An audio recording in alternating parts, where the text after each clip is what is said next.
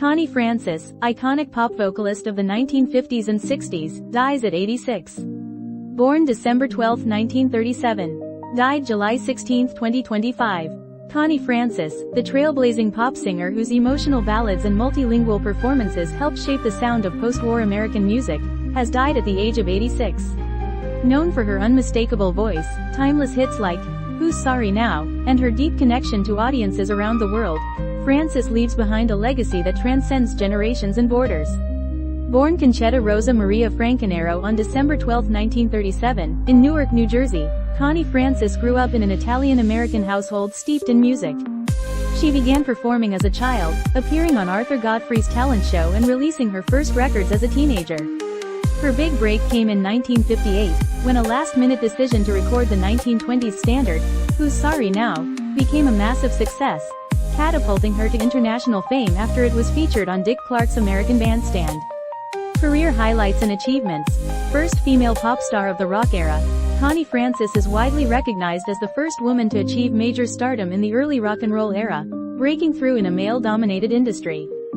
Chart-topping hits. Scored 35 top 40 hits in the US between 1958 and 1964, including Where the Boys Are, Everybody's Somebody's Fool, the first song by a female artist to reach #1 on the Billboard Hot 100, My Heart Has a Mind of Its Own, Lipstick on Your Collar, Stupid Cupid, Where the Boys Are, 1960, not only a hit single, but also a feature film in which Francis starred, cementing her dual status as a singer and actress.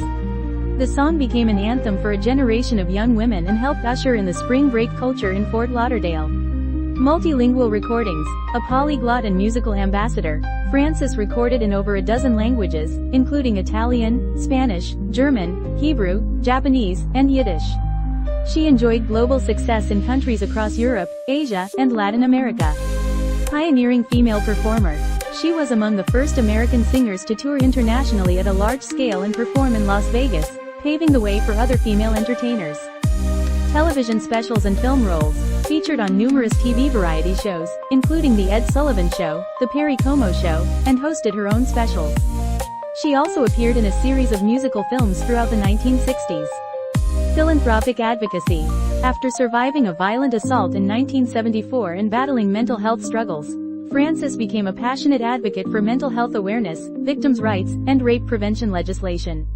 She worked with Congress to pass the Violent Crime Control and Law Enforcement Act in the 1990s.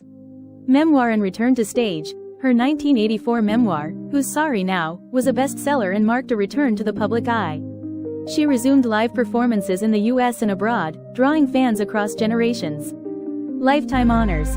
Inducted into the Long Island Music Hall of Fame and recipient of countless international awards. Her influence is acknowledged by artists ranging from Barbra Streisand to Cyndi Lauper. A voice that endured. Connie Francis's music remains a fixture on oldies radio and streaming platforms, with many of her tracks considered pop standards. Her voice, clear, heartfelt, and instantly recognizable, embodied both teenage heartache and adult longing. Though she withdrew from public life in her later years, Connie Francis's songs remained a source of comfort and nostalgia for millions.